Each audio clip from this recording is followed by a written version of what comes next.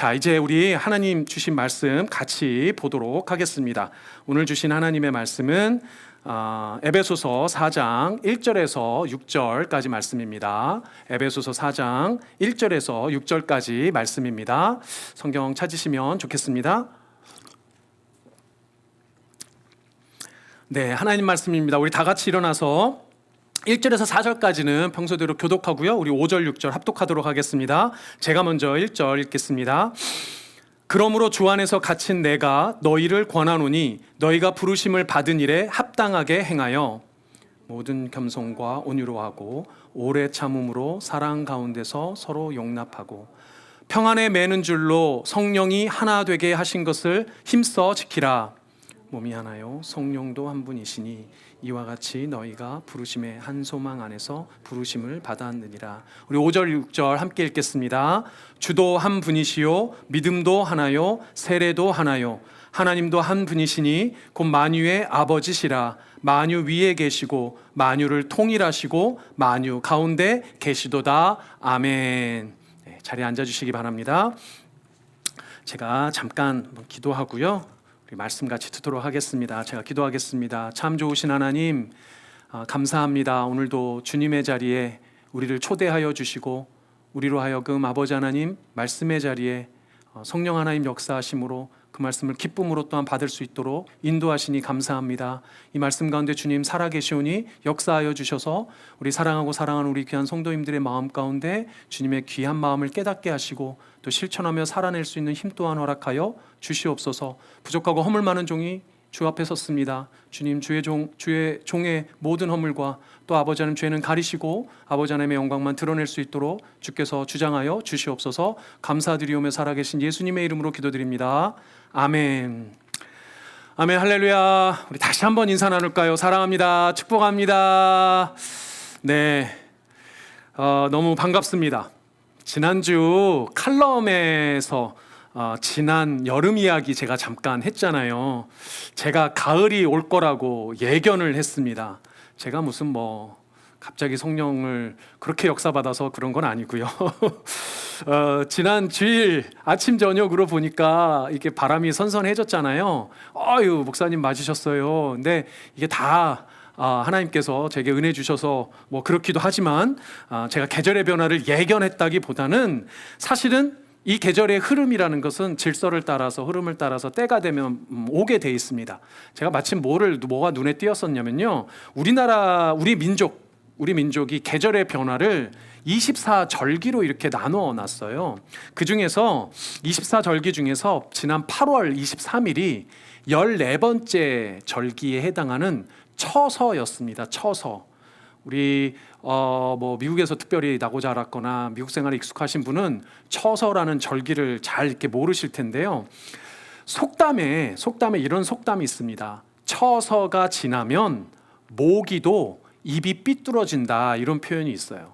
아침 저녁으로 날씨가 차가워지니까 모기의 입이 돌아간다는 얘기가 되겠죠. 그만큼 처서 후에는 밤 아침으로 공기가 이제 선선해지게 됩니다. 그러니까 실질적인 가을이 시작되는 절기가 처서라고 할 수 있어요. 그래서 보통 8월 말에서 9월 초가 되면 이제 찬바람이 서서히 들게 됩니다. 이게 과학적으로는요, 태양의 공전 궤도와 지구의 공전 궤도가 약 150도 정도 되는 이런 때라고 해요. 이 시기가 지나면 이제 태양이 비치는 각도가 변화가 되는 거겠죠. 제가 왜 이런 얘기를 말씀드리냐면 처음 말씀드린 것처럼 우리를 둘러싼 이 대자연이라는 것은 어떤 일정한 질서와 법칙과 규칙을 가지고 있다라는 것을 우리가 이렇게 알게 돼요. 그리고 그 질서라는 게 없으면 우리가 정상적으로 생활을 할 수도 없는 겁니다. 한국 같은 경우 혹은 농경사회의 경우에는 이 24절기라는 게 농사 짓는데 아주 중요하다고 해요. 예컨대 날씨에 따라서 에너지 정책도 달라지기 때문에 지금 시대에도 사실은 날씨가 이렇게 규칙적으로 변화하는 것은 아주 중요한 거라고 얘기를 합니다.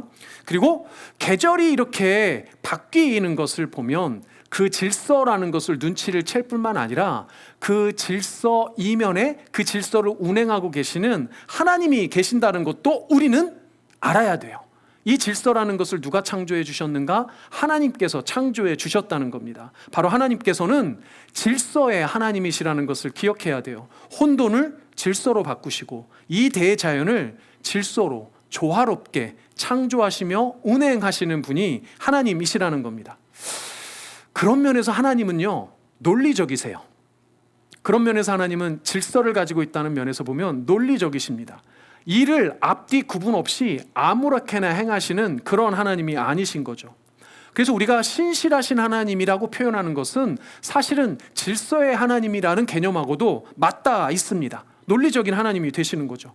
오늘 우리가 읽은 에베소서라는 이 책도 사실은 바울이 썼지만 바울을 통해서 하나님은 이 책을 아주 논리정연하게 구성해서 우리에게 주시고 있다는 것을 확인할 수 있어요. 그러니까 질서의 하나님은 곧 질서 있고 논리정연한 말씀으로 우리에게 온다는 거예요. 논리적인 말씀으로 실천되어지고 있는 것이 하나님의 말씀이라는 것을 좀 기억하시면서 오늘 말씀을 좀 들어갔으면 좋겠습니다. 바울이 우리가 지난주에 에베소서 전반부에 해당하는 3장의 마지막을 바울의 간절한 기도로 마무리하고 있다는 것을 우리가 들었습니다. 그 핵심은 뭐였냐면 하나님의 말씀으로 속 사람이 강건하게 되기를 기도하는 것으로 간구했던 거였죠. 그리고 그것이 어떻게 이루어진다라고 우리가 마지막 부분에서 들었습니까? 에베소 3장 18절의 말씀처럼 이렇게 되죠. 능히 모든 성도와 함께 지식에 넘치는 그리스도의 사랑을 알고, 그러니까 그 하나님의 말씀으로 우리 성도들의, 여러분들의 속사람이 간건케 되는데 나 혼자가 아니라 어떻게 해요? 모든 성도가 함께라는 거예요. 모든 성도가 함께. 이 모든 성도가 함께라는 표현을 마지막 21절에서는 뭐라고 표현을 했습니까? 교회 안에서라는 표현을 했어요.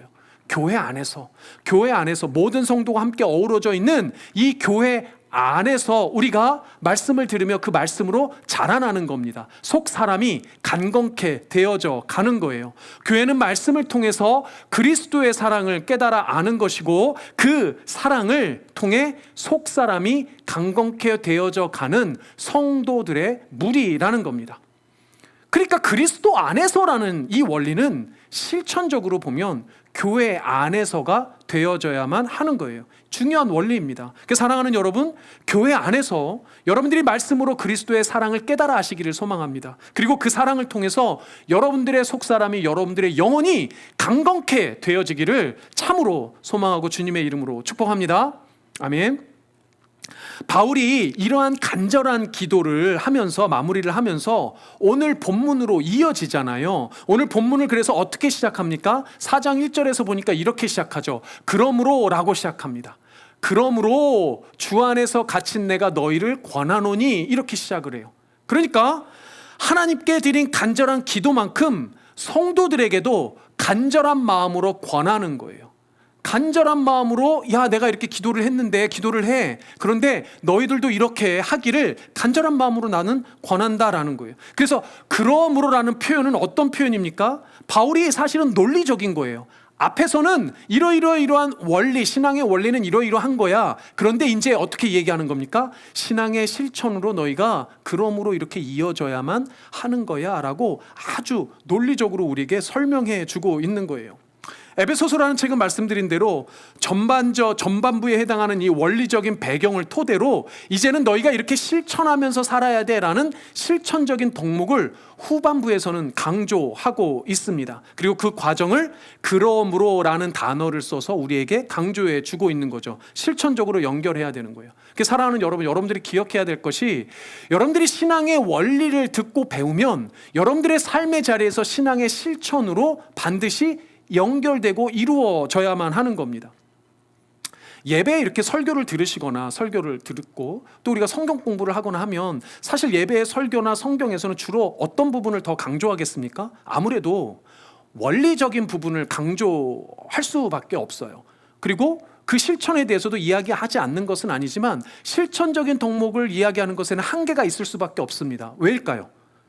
여러분들 한 사람 한 사람이 각자 처해진 상황과 형편이 다르기 때문이에요. 여러분들 한 사람 한 사람의 상황과 형편이 다 다른 것을 맞추어서 실천을 일일하게 다 이 짧은 시간에는 이야기를 전해줄 수는 없습니다. 그러니까 실천적인 부분을 다루지 않는 것은 아니지만 여러분들 각자가 처한 상황과 형편이 다르기 때문에 아무래도 한계가 있을 수밖에 없다는 거예요.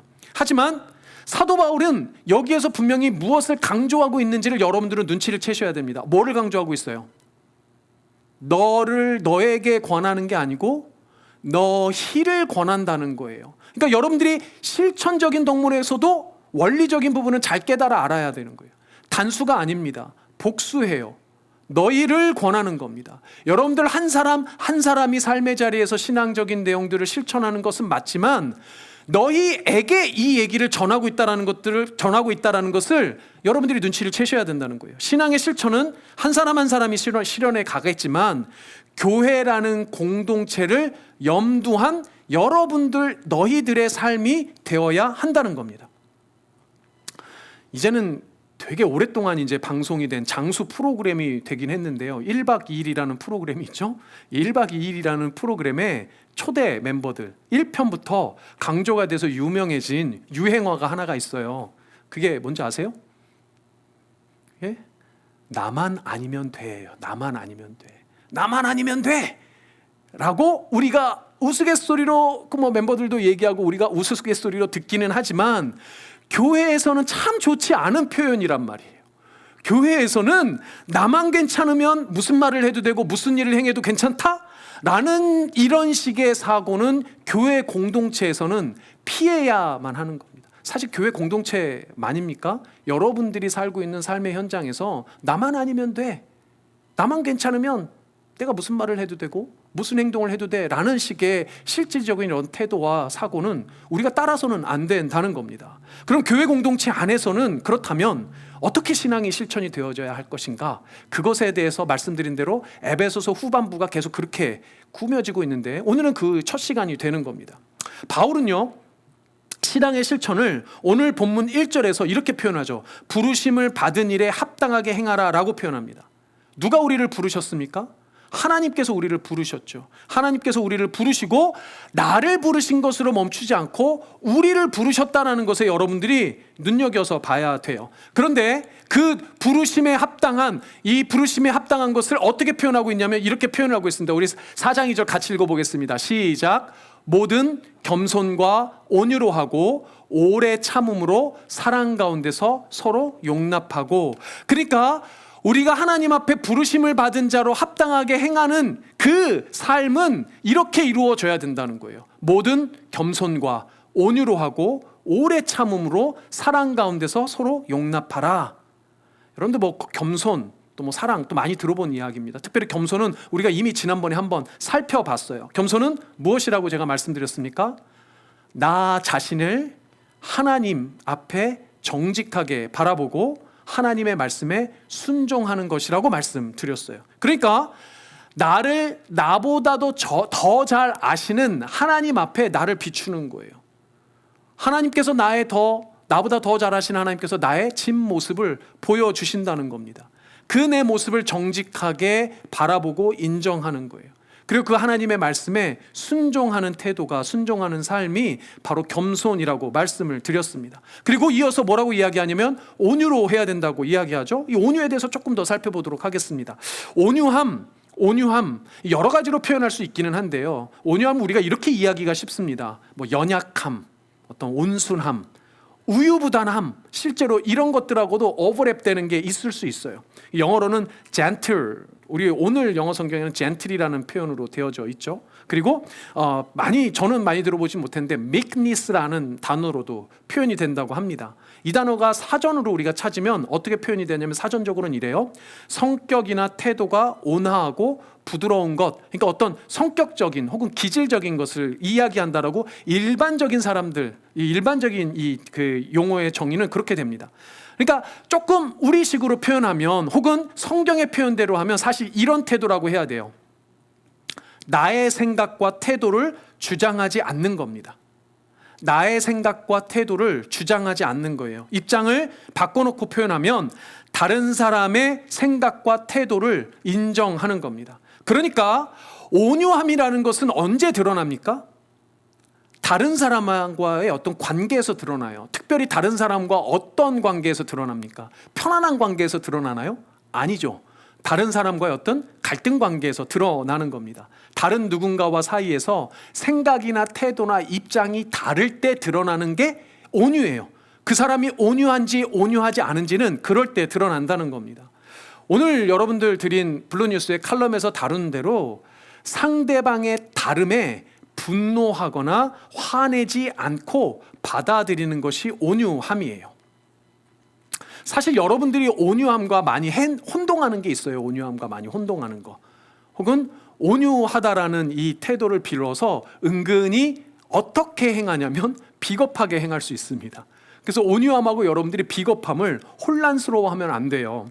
온유함은 다름을 인정하고 받아들이는 것이지 틀림, 그러니까 죄를 인정하고 받아들이는 것은 아니에요. 성경의 말씀을 잘 배워야 하고 실천해야 되는 이유 중에 하나가 이 다름과 틀림을 구별하기 위해서입니다. 다르다는 것과 틀린 것을 분별하기 위해서 여러분들이 성경의 말씀을 잘 배우고 또 공부해야만 하는 거예요. 오늘 이 시간에는 주제와 관련해서 이 부분에 한 가지만 말씀을 드린다면 여러분들이 꼭 이 부분에 대해서 기억해야 될 게 있습니다. 그게 뭐냐면 이겁니다. 다른 사람의 틀림에 민감하지 말고 자기 자신의 틀림에 민감해야 한다는 거예요. 다시요. 다른 사람의 틀림에 민감하지 말고 자기 자신의 틀림에 민감하라는 거예요. 나 자신의 틀림에 대해서 비겁하면 안 됩니다. 나 자신의 죄악에 대해서 비겁하면 안 돼요. 나 자신의 죄악과 틀림에 대해서 비겁하게 숨거나 방어적이어서는 안 된다는 겁니다. 이게 정말 쉽지 않아요. 우리가 하나님의 말씀 앞에 서면 내 죄가 보이거든요. 내 틀림이 보이거든요. 그런데 직시하지 못합니다. 내 죄와 내 틀림에 대해서 미루어 두는 거예요. 비겁하게 피하는 겁니다. 아주 쉬운 일이 아니에요. 어려운 일이에요. 그럼 우리가 뭔 잘할까요? 무엇은 아주 쉽게 잘할까요? 우리가 쉽게 잘하는 건 다른 사람의 틀림을 지적하는 건 잘합니다. 다른 사람의 죄악을 지적질하는 건 정말 잘해요. 다른 사람의 틀림과 죄는 왜 이렇게 잘 보여요? 그리고 다른 사람과 틀림의 죄는 가만두고 보지를 않아요. 지적질한다는 거예요. 자기 자신의 틀림에 대해서 비겁한 것만큼이나 다른 사람의 틀림에 대해서 지적하는 것은 정말 빠릅니다. 안타까운 일이에요. 교회 공동체 안에서는 이건 우리가 피해야 되는 겁니다. 성경에서 온유한 사람이라고 하면 우리가 모세를 보통 이야기한다라고 이야기했죠. 그런데 보통 모세의 어떤 기질이나 성품을 가지고 우리가 온유한 사람이라고 이해하기가 쉽습니다. 하지만 성경에서 온유는 그런 사람의 어떤 기질이나 성품, 성격에 대해서 이야기하는 게 아니에요. 오늘 에베소서의 말씀처럼 부르심을 받은 사람, 하나님의 사람들, 예수의 제자라고 하는 사람들에게 드러나는 일종의 신앙의 증표예요. 겸손도 마찬가지고요. 그리고 오늘 이어서 등장하는 오래 참음으로 사랑 가운데서 서로 용납하는 것도 마찬가지라는 거예요. 용납하는 실천이 사실은 온유의 태도입니다. 겸손의 태도예요. 그러니까 사랑하는 여러분들, 온유함을 비겁함과 헷갈려 하지 마십시오. 특별히 여러분들 자신의 틀림과 자신의 죄악에 대해서는 온유하게 하나님 앞에 내어놓으시고 비겁하게 피하지 마시기 바랍니다. 그러나 다른 사람에 대해서, 다른 사람의 틀림과 죄악들은 그렇게 지적질하지 말라는 거예요. 그럼 목사님 어떻게 해야 됩니까? 그래서 오늘 주신 말씀에 뭐라고 이야기합니까? 오래 참음으로 사랑하라고 이야기하는 거예요. 이 부분을 좀 더 자세히 보겠습니다. 바울은요, 겸손과 온유함의 태도를 무엇으로 연결하고 있냐면 오래 참음으로 연결하고 있어요. 그리고 동시에 사랑으로 서로 용납하라고 2절에서 계속 말씀하고 있습니다.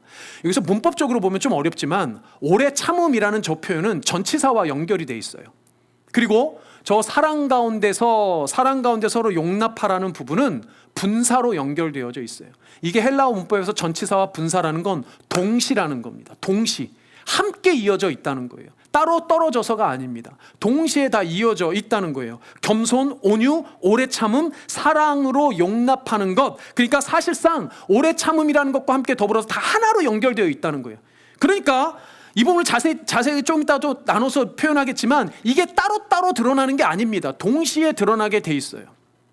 우선 그 중에서도 사랑과 오래 참음을 먼저 한번 생각해 봅시다. 여러분들 성경에서 사랑하면 딱 떠오르는 성경 구절이 있어요.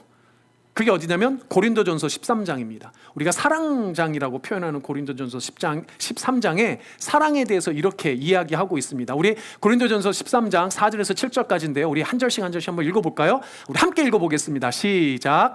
사랑은 오래 참고 사랑은 온유하며 시기하지 아니하며 사랑은 자랑하지 아니하며 교만하지 아니하며 무례히 행하지 아니하며 자기의 유익을 구하지 아니하며 성내지 아니하며 악한 것을 생각하지 아니하며 불의를 기뻐하지 아니하며 진리와 함께 기뻐하고 7절 여러분들 목소리로 크게 시작.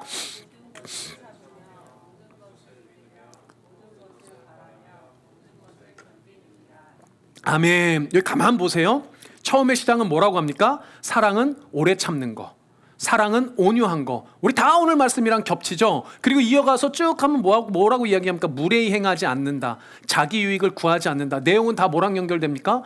겸손한 태도와 온유한 태도 다 연결됩니다. 그런데 이렇게 마무리가 뭐라고 7절에서 다시 한번 강조합니까? 모든 것을 참으며, 모든 것을 믿으며, 모든 것을 바라며, 모든 것을 견디며. 다 뭐예요? 사실 사랑은 오래 참고부터 시작해서 참는 것으로 끝나요. 사랑의 결정체는요, 오래 참는 겁니다. 오래 참아주는 거예요. 오래 참는 것이 사랑의 핵심이라고 지금 사도 바울은 강조하고 있어요. 사실은요, 사도 바울은요, 사랑이라는 덕목을 얼마나 강조하는지 몰라요. 다음 시간에 우리가 이 사랑에 대해서 조금 더 살펴보겠지만, 사도 바울이 강조하는 실천적 덕목의 제1, 가장 첫 번째는 사랑입니다. 그런데 그 사랑이 무엇과 직접적으로 연결되어 있더라고요? 오래 참음과. 오래 참음이라는 것과 직접적으로 연결되어져 있다는 거예요. 무엇을 오래 참아줘야 된다는 얘기일까요? 다른 사람의 다름을 오래 참아주라는 거예요. 다른 사람의 다름을, 심지어는 틀림까지도 오래 참아줘야 한다는 겁니다. 명심했으면 좋겠습니다. 다른 부분을 참아주다 보면 귀하게 보이고 예뻐 보입니다. 다른 사람의 다름을 오래 참아주다 보면 귀하게 보이고 예뻐 보여요. 이게 진리 중에 하나입니다. 세상 사람들이 깨달은 진리 중에 하나예요. 왜 제가 이렇게 말씀드리냐면, 여러분들 그 나태주 씨라는 유명한 시인이 있어요. 들어보셨나요? 나태주라는 시인이 있습니다. 아주 유명한 시인이에요. 저도 개인적으로 이분 시를 아주 좋아하는데요. 아주 서정적이고, 서정적이다 못해 우리 인간사에 담겨져 있는 깊은 어떤 이런 진리, 하나님께서 심어두어둔 깊은 진리들을 시어로 잘 이렇게 표현해내시는 그런 분이세요. 근데 이분의 시집 제목 중에 하나가, 제목이 이렇게 됩니다. 아주 유명한데 시집의 제목이 이거예요. 오래 보아야 예쁘다, 너도 그렇다. 오래 보아야 예쁘다, 너도 그렇다. 이게 시집 제목이에요. 그런데 사실은 이 시집의 제목은 이 나태주 시인의 대표 시인 풀꽃이라는 시, 아주 짧은 시입니다. 이 풀꽃이라는 이 짧은 시에 한 대목을 넣어 놓은 거예요. 길지 않아서 풀꽃이라는 시의 전편을 제가 여러분들에게 읽어드리겠습니다. 시가 이렇게 됩니다. 자세히 보아야 예쁘다, 오래 보아야 사랑스럽다, 너도 그렇다. 끝. 이게 다예요. 우리 한 사람씩만 붙잡아 봅시다. 우리 부부 되시는 분들 부부끼리 이렇게 보시고, 우리 장세희 집사님은 우리 저기 뒤에 셋이네요. 자, 우리 이렇게 3명, 거기 뒤에 3명, 우리 제임스 집사님하고 우리 저기 이렇게 짝져가지고 서로 얼굴 보면서, 자, 제가 불러드리는 대로 그대로 하는 겁니다. 자, 실천해 봅니다. 자세히 보아야 예쁘다, 예쁘다. 오래 보아야 사랑스럽다. 자, 핵심입니다. 너도 그렇다, 너도 그렇다. 아유, 지금 좀 닭살스럽죠? 자, 부부 되신 분들 오늘 잠자리에 드시기 전에 꼭 해주시기 바랍니다. 자, 목사님, 그러면요, 틀린 부분은요? 틀린 부분도 막 이렇게 예쁘게 보이고 뭐 이래 보여요? 아니요, 틀린 부분은 좀 다를 수도 있겠죠. 그런데요, 틀린 부분을 막 지적질하시면 안 돼요. 오래 참아주어야 됩니다. 그럼 목사님 어떻게 돼요? 안 고쳐지면 어떻게 해요? 아니요, 여러분들 참고 기다리다 보면 여러분들이 아니라 누가 만져주십니까? 하나님께서 친히 만져주실 줄 믿습니다. 하나님께서 친히 만져주시고 회복시켜 주시고 교회를 통해서 또한 이루어지실 줄 믿습니다. 이게 여러분들 틀린 부분이 보인다면 여러분들 마음속에 그 부분을 두고 기도하세요. 그리고 교회를 통해서 해결하는 거예요. 저에게 와서 이야기하십시오. 그래서 그런 부분들이 교회의 덕을 해치지 않고 선하게 이루어져 갈 수 있도록 하나님께서 일하실 수 있도록 우리가 오래 참아줘야 된다는 것을 기억하셨으면 좋겠습니다. 그래서 참으로 사랑하는 우리 블루진 성도님들, 우리 공동체는요 이제 불과 몇 달, 몇 주밖에 되지 않은 신생아 공동체입니다. 이미 서로들 얼굴은 알고 계시죠. 이름 정도는 알고 있을지도 모릅니다. 하지만 정말 서로를 잘 알고 계신가요? 정말 서로를 오랫동안 참고 기다리며 보아주셨습니까? 솔직히 서로를 잘 안다는 것은 상대방의 좋은 점만 또 알게 되는 건 아닙니다. 상대방의 불편한 점, 나와 다른 점, 심지어는 틀린 점도 보게 돼요. 나와 다른 점은 물론이거니와 자꾸 틀린 점이 보인다면 쉽지가 않겠죠. 그러나 사랑하는 여러분, 1년이 걸릴지 몇 년이 걸릴지 모르지만 여러분들이 오래 참고 지켜보다 보면, 기도하며 하나님의 은혜를 구하다 보면 그러한 모습들이 다름으로 틀림으로 나에게 불편한 것이 아니라 예뻐 보일 줄 믿습니다. 기쁘게 보일 줄 믿습니다. 그럼 우리 공동체가 되었으면 좋겠습니다. 예쁘고 사랑스럽게 내 지체들이, 내 가족이, 내 남편이, 내 아내가, 내 자녀들이 그렇게 보였으면 좋겠습니다. 자, 그렇다면 이제 대충 알 것 같아요. 대충 목사님 이해됩니다. 알 것 같아요. 그런데요, 여전히 실천하는 건 쉬운 일이 아닌 것 같아요 라고 생각하실 수 있을 것 같아요. 맞습니다. 저도 동의합니다. 실천하기 쉬운 일이 아니죠. 그래서 사도 바울은 오늘 그 실천이 우리의 힘으로 되는 것이 아니라고 다시 한번 논리적으로 정리를 해주고 있어요. 사실 오늘 본문에서 강조하는 겸손과 온유와 오래 참음, 사랑, 이게 다 모두 하나라고 말씀을 드렸어요. 이게 다른 게 아니라고 말씀을 드렸습니다. 사실 이 내용이 고스란히 등장하는 아주 잘 알려진 말씀이 한 구절이 있습니다. 어딜까요? 바로 갈라디아서입니다. 갈라디아서 5장 22절 23절에 보시면 여러분들이 잘 알고 계시는 성령의 열매에 대한 이야기가 나옵니다. 우리 한 목소리를 읽어보겠습니다. 시작. 오직 성령의 열매는 사랑과 희락과 화평과 오래 참음과 자비와 양선과 충성과 온유와 절제니 이 같은 것을 금지할 법이 없느니라. 아멘. 이 같은 것을 금지할 법이 없어요. 왜? 누가 하시니까? 성령이 하시니까. 우리가 너무나도 잘 아는 성령의 9가지 열매의 이 말씀에 이 9가지 덕목은요 금지할 법이 없어요. 세상이 금지할 수가 없어요. 왜요? 하나님께서, 성령 하나님께서 직접 우리 안에 이루어 가실 내용이기 때문에 그래요. 여러분들이 이 9가지 열매가 성령이 안에서 역사하심으로 여러분들 삶에 드러난다는 거예요. 그런데 놀랍게도 저 열매는 복수가 아니고 단수예요. 9가지 열매들이 따로 등장하는 게 아니고 9가지 열매가 사실은 하나라는 이야기인 거예요. 저 9가지가 서로 다른 양상을 드러내지만 저 다른 양상이 한꺼번에 한 지체 안에서 분명히 드러나게 된다는 겁니다. 성령으로 속사람이 강건해지는 사람은 바로 이 열매들이 나타나게 되어 있다는 것을 사도 바울이 논리적으로 설명해 주고 있는 거예요. 그런 이 놀라운 표현을 오늘 본문에서는 어떻게 표현하고 있냐? 여러분들 3절입니다. 3절 다 같이 읽어보겠습니다. 시작. 평안에 매는 줄로 성령이 하나 되게 하신 것을 어떻게 하라? 힘써 지키라. 자, 이제 다 왔습니다. 여러분, 겸손, 온유, 오래 참음, 사랑, 이것을 실천하는 것이 어떻게 가능하게 되는 건가요? 원리적으로는요, 우리를 평안의 줄로 하나가 되게 해주신 성령 하나님이 그렇게 해주시는 거예요. 그래서 성령의 열매인 겁니다. 그래서 성령으로 거듭난 예수 그리스도의 제자들, 하나님의 자녀들에게 나타나는 증표라고 얘기한 거예요. 쉽게 말해서 우리 안에 성령이 겸손과 온유의 마음, 오래 참을 수 있는 생각과 의지를 심어 주시는 거예요. 그래서 오늘 여러분들 이 말씀을 들으면서 여러분들 마음에 그래, 내가 좀 더 겸손해야지. 그래, 내가 조금 더 온유해야지. 맞아, 내 스스로 깨달은 죄에 대해서 나는 참 솔직하지 못했던 것 같아. 아, 그래, 맞아. 나는 다른 사람들 틀림과 지적, 이 죄들은 너무 빨리 깨닫고 지적했던 것 같아. 혹시 이런 마음이 드십니까? 내 남편에게, 내 아내에게, 아, 내가 더 잘해야지. 내가 우리 아들, 딸에게 더 참아줘야지. 내가 우리 부모님에게 더 참아줘야지.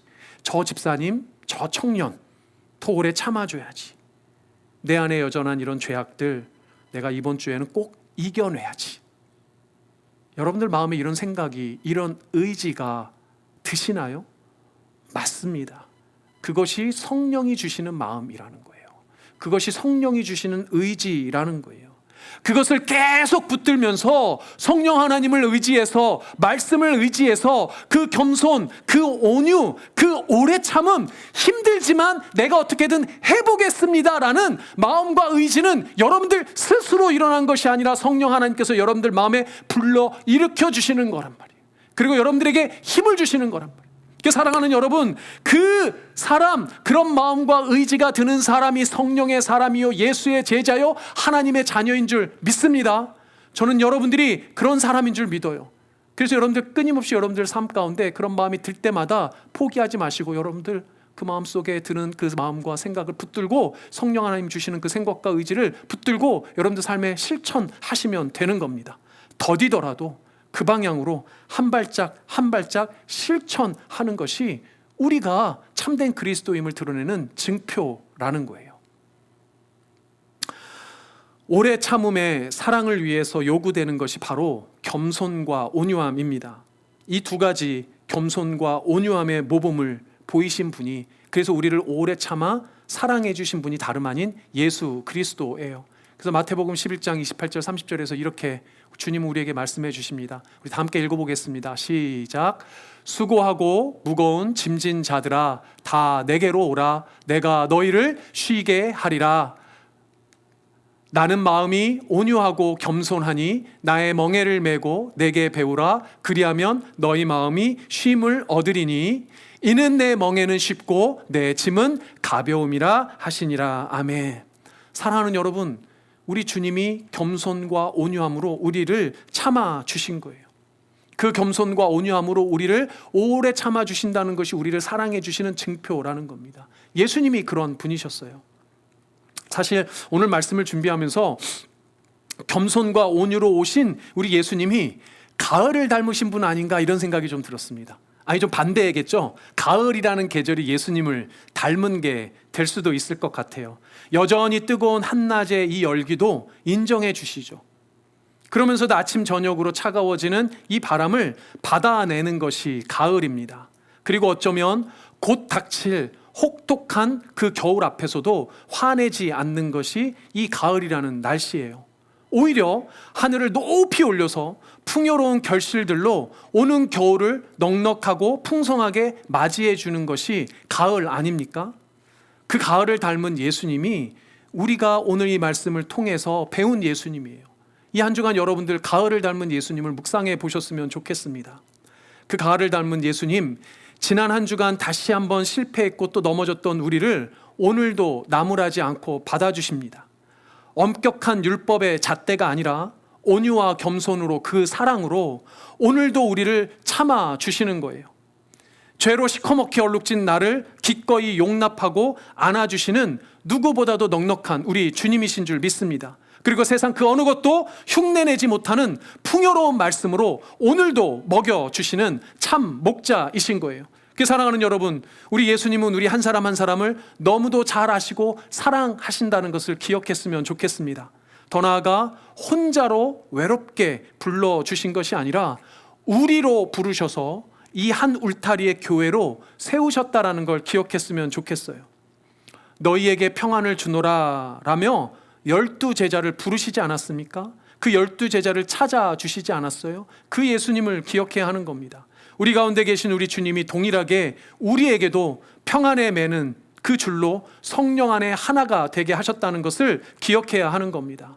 우리 모두가 서로에게 예수가 되었으면 좋겠어요. 예수를 닮는 우리가 되었으면 좋겠습니다. 우리가 서로에게 가을이 되어 주었으면 좋겠어요. 만날 때마다 좀 시원하고 만날 때마다 너그러운 우리 공동체가 되었으면 좋겠습니다. 더 오래 참아주고 더 가까이 지켜보면 예수를 닮아가는 우리 서로를 우리 서로가 조금 더 예뻐 보이고 조금 더 사랑스러워 보이지 않겠습니까? 그렇게 되는 우리가 되었으면 좋겠습니다. 그런 은혜가 우리 안에 있기를, 성령 하나님이 그렇게 역사해 주시기를 주님의 이름으로 축복하고 소망합니다. 아멘. 오늘 찬양은요, 이 찬양 했으면 좋겠어요. 가을과 같은 예수님, 너무 좋다. 왜 세상에 알리는, 여러분들이 전도해야 되는 복음을 전할 때 그 예수님도 그 좋은 예수님 아닙니까? 그래서 되게 옛날 찬양이지만 마음껏 신나게 부를 수 있는, 그러면서 찬양할 수 있는 찬양이 이 찬양인 것 같아요. 난 예수가 좋다. 다들 아시는지 모르겠는데 우리 신나게, 우리 좀 박수도 치면서 신나게 우리가 좀 선포하면서 불렀으면 좋겠습니다. 우리 난 예수가 좋다 오늘 함께 찬양하겠습니다. 박수 치면서 우리 함께 찬양합니다. 많은 사람들 참된 진리를 모른 채 주님 곁을 떠나갔지만 내가 만난 주님은 참 사랑이었고 진리고 소망이었소. 난 예수가 좋다오. 난 예수가 좋다오. 난 예수가 좋다오. 주를 사랑한다던 베드로 고백처럼 난 예수를 사랑한다. 무거운 짐진 자 다 내게로 오라. 무거운 짐진 자 다 내게로 오라. 내가 너를 쉬게 하리. 이 길만이 생명의 길, 이 길만이 생명의 길, 참 복된 길이라 항상 내게 들려주셨소. 아멘. 난 예수가 좋다오. 난 예수가 좋다오. 난 예수가 좋다오. 주를 사랑한다던 베드로 고백처럼 난 예수를 사랑. 형제 자매여, 우리 3절 힘차게.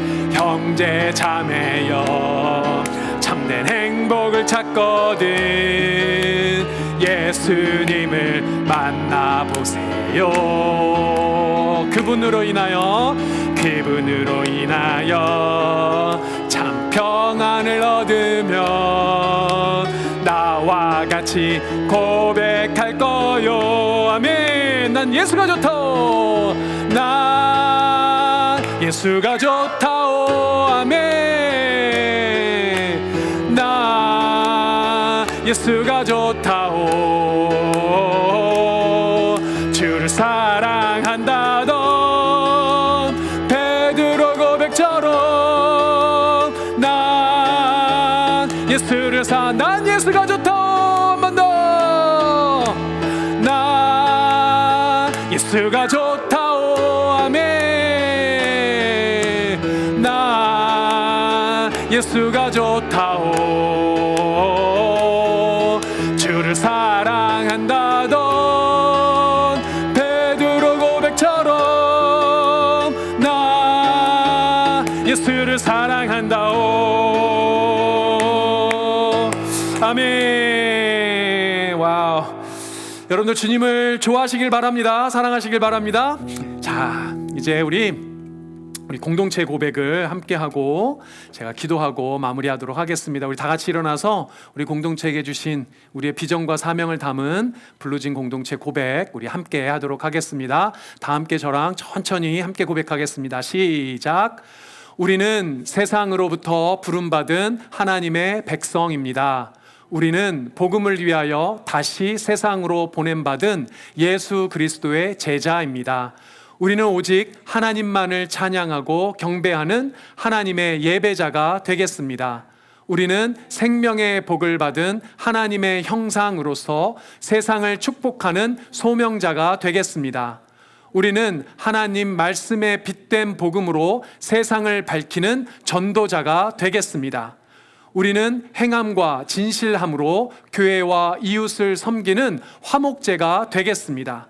그리하여 하나님 나라가 임하며 하나님께만 영광을 돌리는 주님의 공동체가 되겠습니다. 아멘. 제가 기도하겠습니다.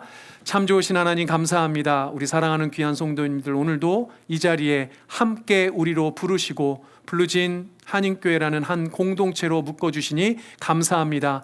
우리를 사랑하여 주시고 우리를 위해 오래 참아주시는 예수 그리스도, 그 한 소망을 바라보며 나아갈 때 주님께서 우리 사랑하는 성도님들의 함께 드리는 예배로 기뻐 받아주시며 삶의 자리 가운데 늘 충만케 역사하여 주셔서 늘 예수의 이름으로 성령 하나님의 역사하심으로 승리하며 살아내는 귀하고 귀한 우리 성도님들 다 되실 수 있도록 인도하여 주시옵소서. 이 예배의 자리에 아버지 하나님 빈손으로 오지 아니하며 마음과 정성을 당한 귀한 예물로 올려드립니다. 아버지 하나님 각양의 모습으로 올려드린 귀한 예물을 잘 받아주시고 이 땅 가운데 주님 보여주시는 아버지 하나님 껴듣고 아버지 하나님 소외된 그곳에 잘 쓰임받을 수 있도록 주께서 인도하여 주시옵소서.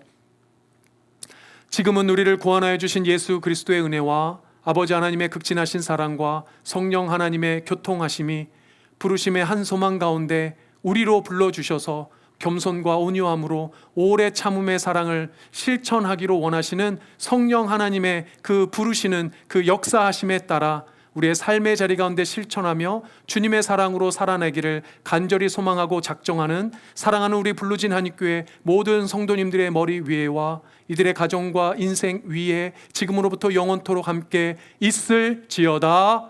아멘.